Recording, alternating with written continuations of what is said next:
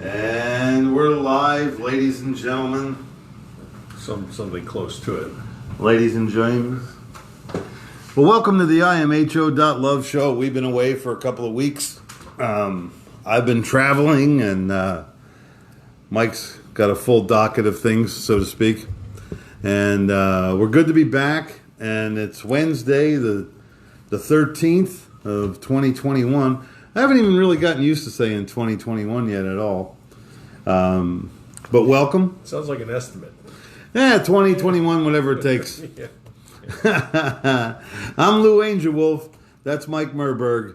And we're here again going into our... this is our third year for imho.love. Yeah. And total years on the radio together are over 4. So, doing good. And... yeah, we stopped interviewing interesting people a while ago. Yeah, we said that they were wonderful. All the guests were great, but just the way our lives go, we get together and do the show. It's not scripted. We do have some talking points from time to time, but today I didn't think there was really any need in making deep notations. Yeah, this is an impromptu meeting. Yeah, we just kind of play. There's too much to say not to say anything. And, of course, the topics at hand. Excuse me. The topics at hand are, of course, the politics ringing throughout the whole world. There's really too much to cover on that. So what Mike and I kind of decided was to remind all of you, there's going to be every talking head that talks, lighten up the screens or whatever. But really, what I want to remind all of you, and Mike and I feel the same way, just remember that this whole thing, this whole maneuver, this whole encounter, this whole campaign, this whole change, it's a really, really low-functioning vibration that's being forced upon us. It is a psychological operation. There's no two ways about it. You're constantly being barraged with images and ideas. Your media sources don't care what you think or care about you. They only want to sell you things and keep you persuaded, keep you afraid.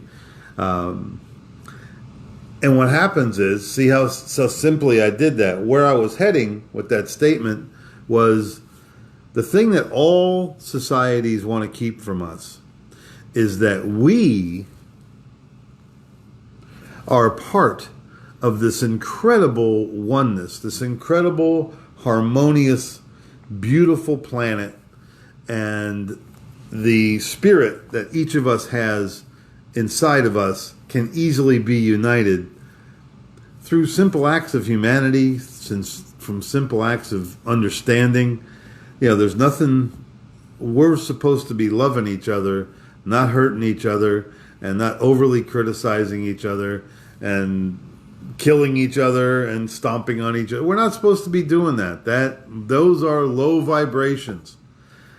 And it's just not fun anymore. It's no fun. You know the opposite of oneness is? The opposite of oneness? Fragmentation.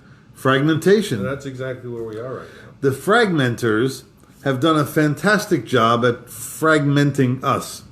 First, they split us by men and women, and then they split us by black and white. Then they split us by Republican, Democrat. Then they split us by straight and gay. Then they split us by economic levels. Then they split us by skin color. Then they split us by... and so we are pretty well dissected out. Yeah, they split us by language, too. Of course. Yeah, and before the show, I asked you if you knew what the definition of a bwat is. Spell it, please. Well, I'm going to B-O-I-T-E. B-O-I-T-E. A bwat. A bwat. That's how you say it? What? What's a bwat? I think my dad used to let those go in the easy chair at night. Oh, it's a nice bwat, Dad. It's a German asking for a hot dog with a speech impediment. It's actually a small restaurant or nightclub, yeah. Oh, it's a Yeah. small a boîte. A boîte, yeah. Hey, baby, I meet you over at the boîte. How bohemian is that? I would love to. I'm meeting Elmer. Elmer's coming. Elmer and Sylvester will be there. Well, see, there's humor in that, you know. I mean, A boîte. That's a good word. It's like French, and I get this this app. It sends me new words every day. Yes. And I'm like I must be out of English words because this is like French. It's like with an unknown origin before that. It's You like, know, God. I would love to have this conversation at the local boîte. What? Yeah, well, they're good. You know, it's not the kind of language that splits us, but finding humor in any situation unites us. So, Yeah, and a lot of that's being robbed by people that can't take a joke about anything anymore. I don't have to tell you how toxic political correctness is. they're the people that you would say, "Well, you're not the boss of me now," You're not the boss of me. and then they became the boss of you. That's right. Those who. That's a great observation. And payback's been a Dude, the freaking hall monitors have taken over. you Hey, where you going? obey my authority. You got a hall pass, brother? They've all turned into Cartmans. Funny, man. A little bit of power goes to people's heads. Oh man. But what I can tell you, what you're looking at on other stations and other internet channels, you're looking at a lot. You're looking at literally people wailing in pain because they're so undecided about who they are, how they feel. You're seeing some of the biggest political agendas ever mustered trying to carry their way out. But here's the way I look at it. Okay, it's the 13th, and the dance isn't until the 20th. Okay, right now we're in that. They're not, even though they theoretically impeached Trump today, they're not going to get him removed from office. It's a very, very long, drawn-out thing, and he, frankly, I don't believe he would go anyway under their direction. He'd find a way to ride it out. But I really do feel like this is the championship game. The running back has leaped into the air. The goal line is approaching. The flash bulbs are going off. The line is bulked up, and everybody's got a desperate look on their face. And we hit a freeze frame. So we got a freeze frame for the next few days.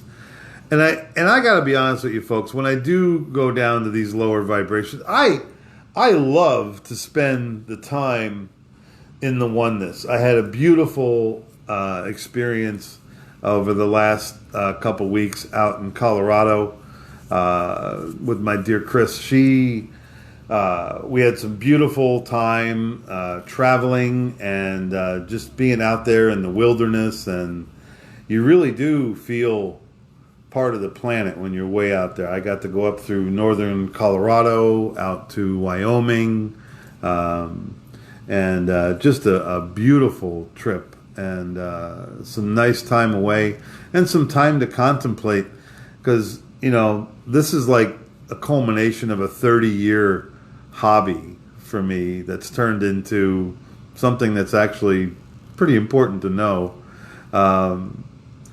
But I needed to get away from all of this and all this daily static and everybody finding the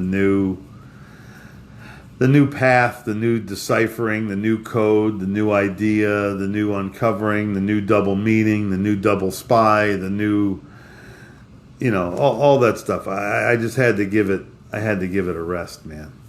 But out there in Wyoming, we really got to experience some beautiful, just really feeling like you're part of something extra special. And it really is. This planet is absolutely so gorgeous, and we're so blessed every day. If you're healthy right now, if you're taking and digesting and passing food regularly, and you can move around, and you're however you get there, you're really blessed, man. Well, and just today, I can't not do my show and not tell you. My mom had a fall today, and she fractured her shoulder and re-broke the wrist that she broke last year. So actually bent the metal back in the brace. Yeah, so she hit pretty hard. And, you know, she's almost 82. Mom, stop with the coming off the top rope. Dusty Rhodes retired a long time ago. So I got that to contend with now. It could have been way worse. You know, could have been a head wound, could have been a hip. You know, this is going to be very uncomfortable. And, if you talk about some of the fatalities of this last year and all this political agenda like we've never seen before, maybe some of the unspoken stuff is the fact that you have jammed these old people inside these houses for so long. They don't exercise, they don't move around, they get a real sedentary lifestyle, and then when it does come time to move, they're not good at moving anymore. So, you know, there's injury and there's shadowy reasons why everything was so tight in some places and not others. And hopefully someday we'll all know the truth behind all of this, for as relative as truth is anymore. I don't know. Now, Mike, we were talking, and we just kind of sporadically said, you know, I don't believe anything anymore. I don't believe anybody anymore. I believe you. I don't think you would lie to me on purpose. I wouldn't lie to you accidentally. I'm kind of careful with what I say. You know. No, but if you repeated something that wasn't true. Yeah. But you're actually very good at checking your facts too. Yeah. Thank you. And I would tell you the most bare bones truth that is out there. The unborn is truth. There's nothing better. It's not always what you want to hear, but it is what it is. It is what it is. You can make a decision on that. See? And this is our friend Edwin, in case you missed him. He's so quiet. I hardly ever know he's here sometimes. Yeah. I wrote this week, was it the Roddy Piper, the movie, what was it here? Oh, They're Alive. They're... Yeah, I think that's what, They're Alive. They're Alive. Yeah, Rodney Piper was a pro wrestler. They Live. They Live, there you go. And it was a really awfully crappy, cheap movie, right? You know, but there's a part where he comes into this bank and he's going to shoot up all these like non-human beings or whatever they are, right? You know? And he comes in. I'm here to chew bubblegum and kick some ass, and I'm all out of bubblegum. Well, it's like I thought, yeah. I'm here to chew bubblegum and kick some ass, and I'm all out of kick. So I'm just gonna have to settle for bubblegum and ass. I'm just gonna yell at you. I'm okay with that. I'm just gonna yell at you. Like, you know.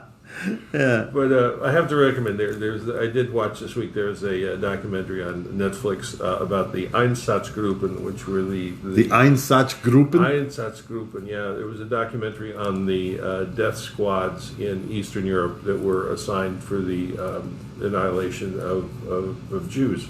Wow. And when I was over there in Ukraine, I visited a couple of the spots where the killings were, and it's a good documentary. So I recommend it to anybody who has any. What's the name of it again? Yeah, I'll come up with it. If I don't have it this week, I'll have it next week. But it's all about the Einsatzgruppen. But needless to say the name of the group they're looking at. Einsatzgruppen. Einsatzgruppen. Yes, okay. Yes. And, so I'm sure if you index that, it would come up. Yeah. So a lot of people, you get in trouble for mentioning Holocaust in any way, shape, or form. Unfortunately, there are people that the young don't understand that it actually happened. I don't debate that it happened. The only question is the actual numbers. And what was shocking, though, is that like the Nazis, like any self-respecting German, kept good track of all the numbers, and it bowed against them eventually. So, if you want a good documentary, it is even-handed and fair, and I would recommend it to anyone. But I have to warn you, if you don't like watching executions, you just don't need to watch. It's not your film. It's not your film. Yeah. But if you think we're all capable of this kind of behavior, and if you think you're not, then you're just mistaken. Right. And that is the ugly part of humanity, isn't it? yeah. That we've got the best and the worst of us inside of us. And it doesn't take much to bring it out, and we see this in the kind of hatred that's been going on in our political sphere in the last few years. Yeah. And it's just not healing, and it's not getting any better, and it has to change. I mean, the definition of a scathing review certainly has, changed a lot. I mean, a scathing review 30 years ago was, challenging a man's integrity. Yeah. Okay. Today's scathing review is, oh my God, it's just a complete assassination. Yeah. Yeah. Well, when you say we're lucky to have bodies that perform appropriately, well, after watching that movie, I'm going like, I'm lucky I'm not a Jew in eastern Ukraine in 1941 and 42. But maybe you were. You just never know. That's the other part of the whole reincarnation thing, is that you can't accept for a fact. You cannot accept for a fact that you were not. Right. So this time around, I'm a white guy. Okay. Right. What was I the last time around? What am I going to be the next time around? Will it even be human? Right. Who knows? But the problem is, I'd like to cycle out of this, if I be honest with you. You got to earn it, dude. Well, there's a couple markers on me. I'm a Scorpio, which generally that's one of the exit signs. Well, yeah, but it would have made you a Libra 2,000 years ago, because the signs changed over time. Right. Well, that's what you are. Yeah. But then you would have been I a have no Virgo. idea what comes, something like that, But hey, you are what you are. But Well, but the thing that I'm noticing, and the more I study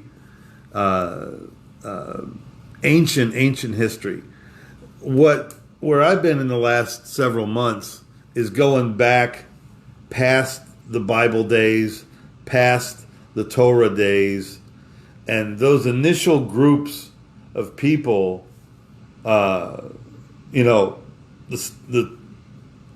story being told about the leaders of those times, all those stories have tales of giants and people that were like way bigger than other people. Absolutely fascinating, the giant tales of days of yore. And there's just amazing documentaries out there. And apparently they've recovered many of these giant skeletons over time. But they get downplayed. They get they don't want everybody to know about the giants. Yeah, well, going back, there's actually was it Ramses who was 6'6", Mm-hmm. and the first documented case of gigantism in the history of mankind, when the average height of a Egyptian was 5'5". So Okay. he was a giant of his time. So Right. countervailing argument is who are we to say that they weren't people that were suffering from Marfan's or gigantism as a consequence of a pituitary issue. But yeah, and there have been the tallest guy in the world was 8'11". Yeah, and they're Modern times. Yeah, they've been a bunch around, or 7 feet or more. So, all right, so they've been around a lot. So who knows? But the other thing is that's just limiting it to the human perspective. There's a lot more going on out there than we've been able to recover in the bones of the earth. Right. So we know that from contact. Yeah, absolutely. Well, ladies and gentlemen, you're listening and watching to the imho.love show, imho, in my humble opinion.love. Today, there's too much going on for us not to talk about all of it or none of it or whatever it is, whatever the containment is here. Just wanting you to know that this is a time to be kind to one another, to be not dismissive, but kind of go into neutral a little bit, because here's the thing. I put a little acid test out on the internet yesterday on Facebook, and the quote was something like, "If you really had the high moral ground, would you need to silence your opposition?" And it just took off into this insulting thing about, insulting the intelligence of anybody who doesn't think like them, and on both sides. And the reality of it is, to censor one side of the argument in any situation is unfair. And it's judge, jury, and executioner before the first word is said. So, in other words, what you have to do with that point is agree with the narrative. Even if the other side was wrong, but they still didn't get to make their point. And the other thing too, there's many, many things that go into a point that you don't understand if you've not been told, that you can't understand because you don't have all the facts. So this is an absolutely poisonous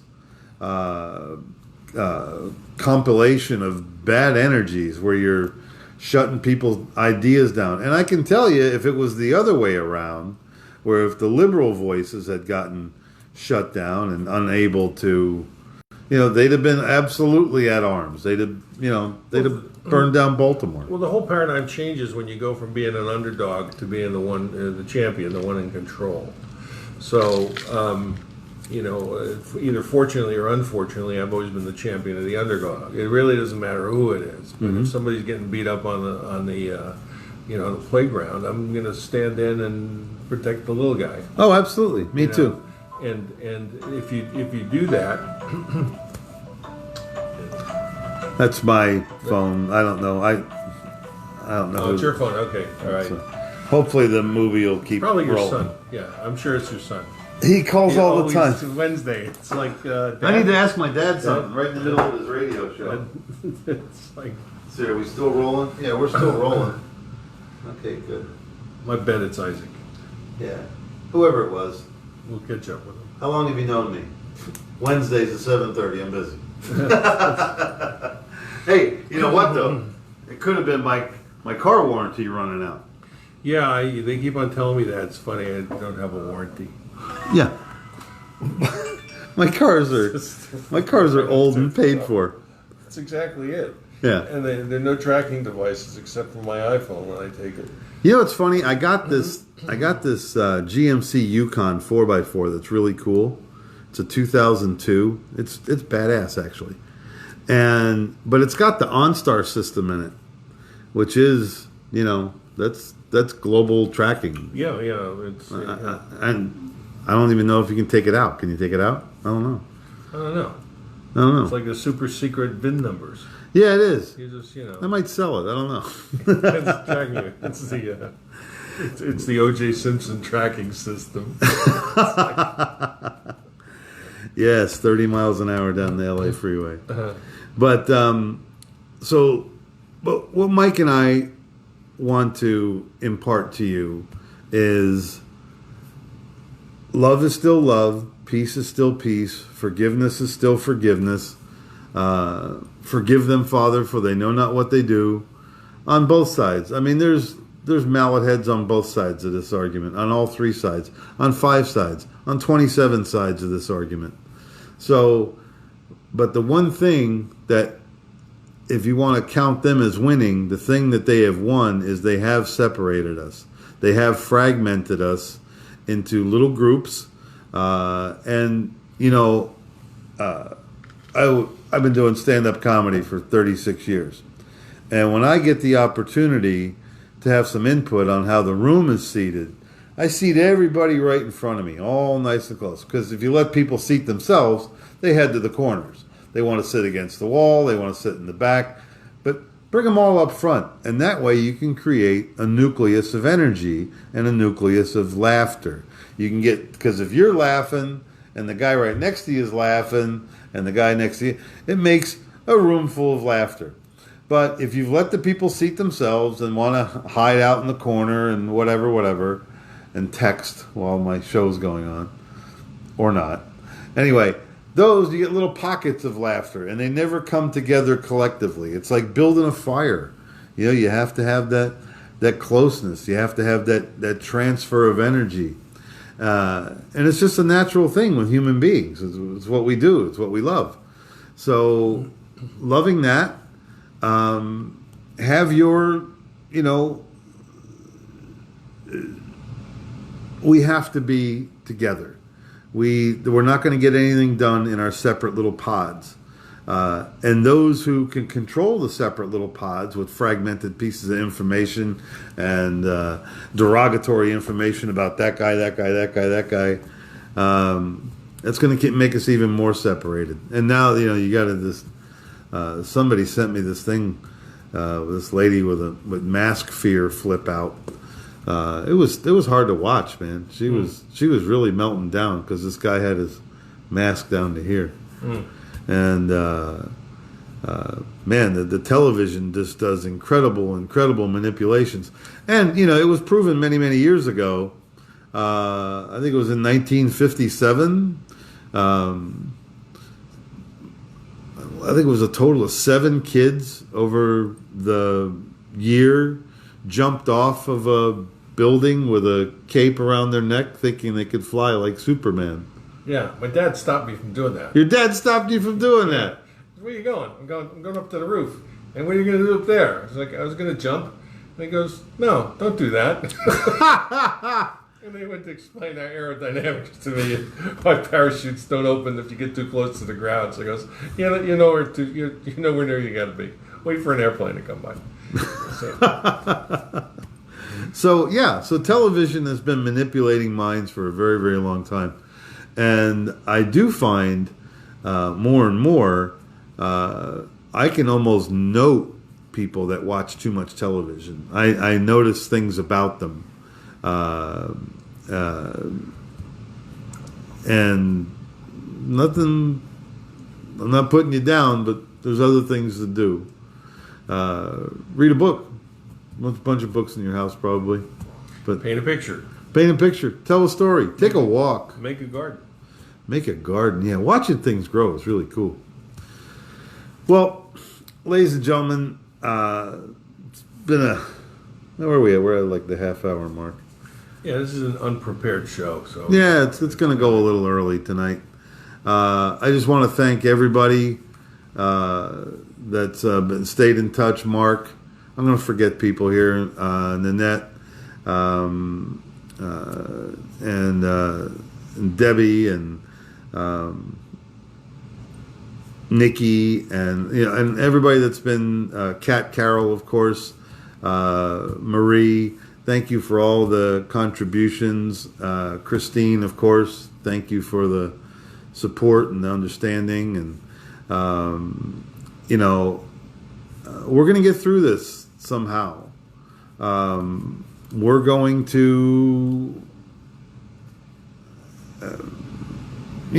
6 months from now, we could be in a completely different world with a completely different tune and a completely different vibration. But that's why we did this show on January 13th, 2021. So, Mike, any parting words, any encouragement? By the way, we have a CE5 this weekend, and we got 24 people coming? Yeah, at least. There's a cutoff, though. But once again, we're going to be, next month we hit our 4th anniversary. We have almost 280 people, or 280 people, so that's close to one person every 4 or 5 days that's been joining. Yeah. I mean, you talk about a movement whose time has come, but the only parting words I have are stay calm, love the ones close to you, get out under the stars and practice CE5. There you go. Because, I look into the heavens from whence cometh my strength. It looks like we are incapable of solving this ourselves, which is why, we've had some great sightings too in the group. One of the Sarasota group had, sighting of 5 craft, one that hadn't powered up and you couldn't see it with the naked eye, but it showed up on film. So, wow. It's just amazing stuff out there. So get out there and, find a group. Get start a outside. group Get some sunshine. Take your mask off. Yeah, or get some moonshine and, Yeah. and have yourself a party. Our friend Edwin, he's a handsome guy. I'd talk to him. He's got they got a female for him? He's solo right now, He doesn't... He's solo. He's got no garbage going on. He's got no. He's got a special trap door for his garbage. Okay. It's like a unit. He's still getting over a broken heart from some Pleiadian chick. He's not looking that way. He's smiling at something. So yeah, thrown by a Pleiadian. Oh, God, I hate when that happens. No, the Pleiadians, they'll get you every time. Not like the Aryans, though. The Aryans will really break your heart. Well, ladies and gentlemen, thank you for listening to the imho.love show. I'm Lou Angelwolf. That's Mike Murburg. That's Edwin. Thanks for dialing in. Thanks for tuning in. Be sure to subscribe, like, share. This will come up on Facebook, and it'll also be on BitChute, Podbean, YouTube, and that's where they all wind up. Happy January. Happy New Year. We really didn't get a chance to say it last week, so y'all be good. And here we are broadcasting from Area 52. And like we say every week, use your head, trust your gut, and your heart will take you home. Thanks so much. Have a great one.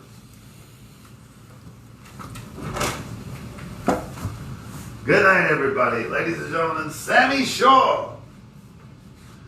There we go. Thanks, John Sylvester. And Mark Cottingham says, keep it going, guys. Thank you, Mark. We appreciate your loyalty and listening to the show. It's nice. All right, we're going to finish it up.